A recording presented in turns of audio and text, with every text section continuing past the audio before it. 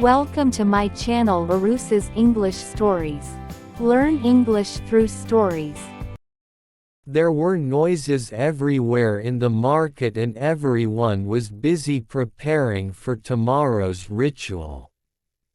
The ritual will be held tomorrow night when a full moon appears in the sky and peeks through the clouds on the river. Wow, so beautiful!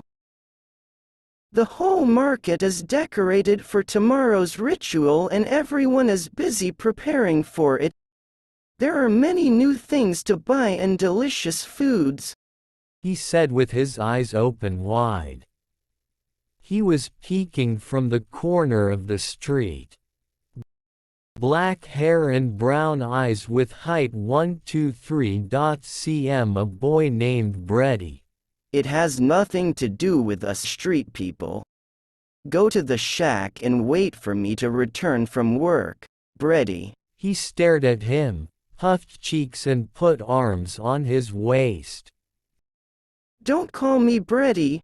He laughed and turned his face to leave from the street. A 18-year-old person who has black short hair with blue shining eyes, slim features and white pale skin. In an empty street, he walked silently without even making a sound of steps to approach the person from the behind and slash through the stomach of the person in the front with a sharp knife-like blade. The man fell down on the floor covered in blood and there was also water, which was the reason blood spread on the street. There came a small boy who saw a dead man lying in the middle of the blood on the street and he screamed, Blood! There is blood!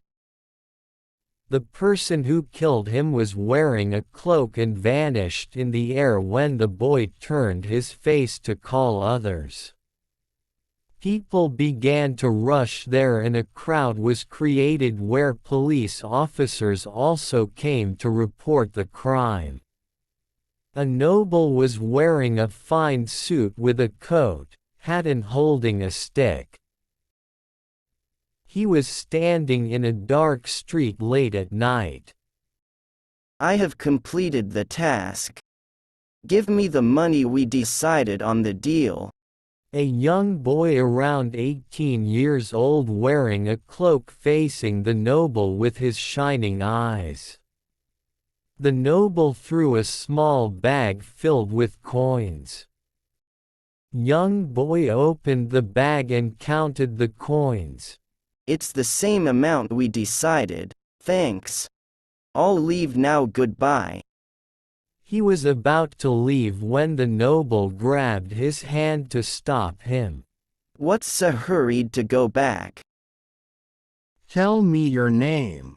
I'll look for you when there is another work for you. He pulled his hand back and walked some steps forward to look in his eyes. No thanks, I don't work for the same person twice. The young boy left from there and the noble laughed at his reaction. Let's see if I can't find you again, beautiful boy.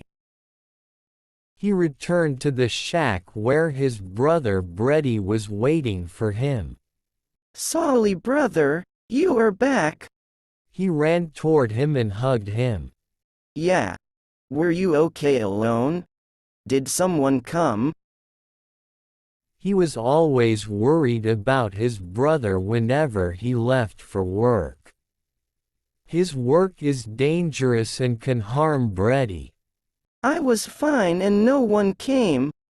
Brother Solly, you worried about me too much. I'm not a kid anymore. Solly ruffled his hair and smiled. I know. Let's go to the market.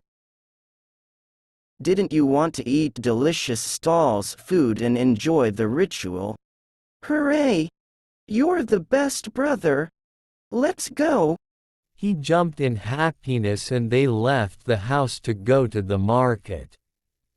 They were buying different foods and were strolling the market where they saw the ritual begin.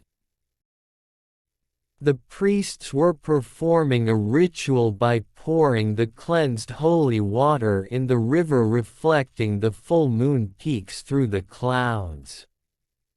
After they poured the cleansed holy water, they bent down on the river bank to pray to God to save them from the curse. After the prayer they distributed food to the poor. The all four strongest possess mana dukedom families available in the ritual every year as always. Wow, look! All four strongest mana-possessed dukedoms families are here to pray to God to save themselves from the curse. Solly smirked. He looked at them disgustingly. What's there to look at? As if there is a God who saves them from this so-called curse. They are the one who were the reason for all this and are still killing the innocent born girls to save themselves from the curse, which was not even confirmed to be true. He turned to leave from there. Let's go back. Brady was running after him. Why so early? Don't go alone, wait for me. If you asked me what these families are and what this curse is about, I'll tell you this all began 1600 years ago. There were four strongest families that possessed mana from ancient times: ice, fire, water and wind. When their power awakened, they first began to marry their son and daughter to the noble families to increase power and children born with mana powers. After expanding the borderlands to become the duke and have enough family lineage, they forbid marrying the outside of the family because their power was weakening when marrying with other non-possessed mana families. All four dukedoms have their own borderlands, whereas the kingdom contains non-possessed mana citizens and royal family. The frozen mountain areas belong to the ice mana-possessed family named Frost, which is the most powerful of these four dukedoms. Warm coastal areas belong to the fire mana-possessed family named Ember, that comes second power mana-possessed dukedom. While water surrounding islands belong to the water mana-possessed family named Aqua, which was third rank. Natural forest areas belong to the wind mana-possessed family named Aura, the lowest rank among these families. They all four dukedoms pledge their loyalty to the kingdom and swear to never betray them. There was a time when a young man from a Frost indirect family fell in love with a common woman and married her against his family's protest.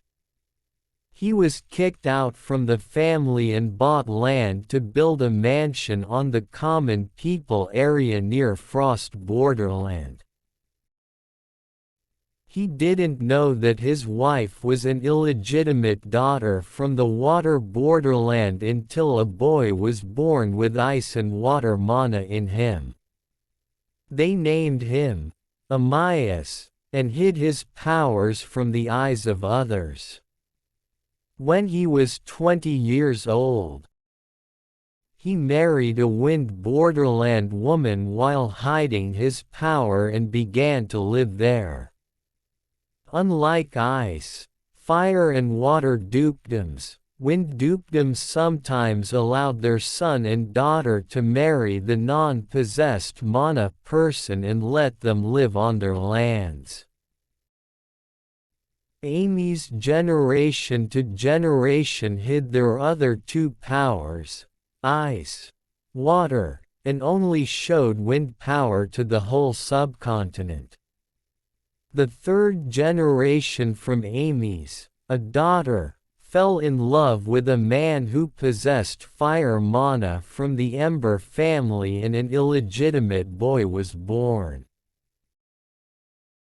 The man left the daughter of Amiza's generation family and she committed suicide.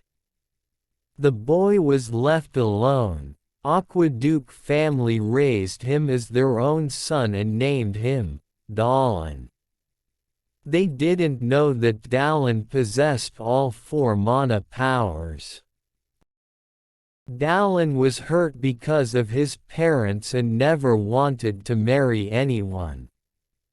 Usually a person born with mana lives till maximum age of 500 years. His adopted parents died when he was 300 years old but hadn't aged and still seemed like 30 years old.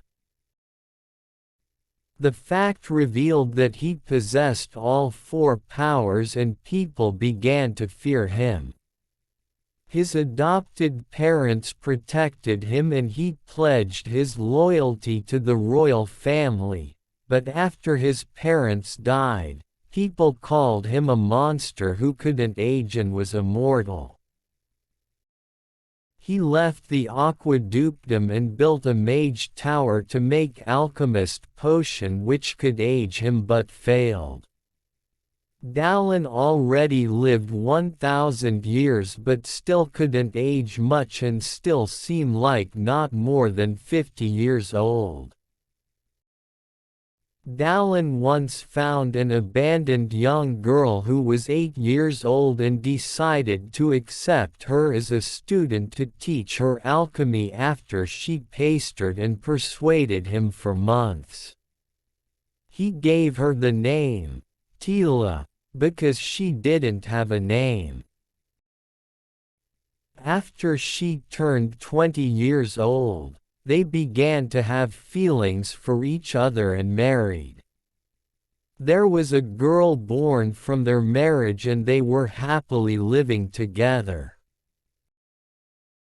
The other four mana-possessed powers families were afraid of him, so they hadn't done anything, but their fear grew when Dallin's daughter was born. They didn't want to let a kind who possesses all four mana powers grow. They thought Dallin's kind would be immortal who couldn't die and it could destroy them. One day when Dallin wasn't in the tower, they all gathered near the tower and entered to kill his daughter. My baby, my lovely girl, you cannot die. Tila screams while holding her daughter's dead body. Please subscribe Arus's English Stories and click bell icon.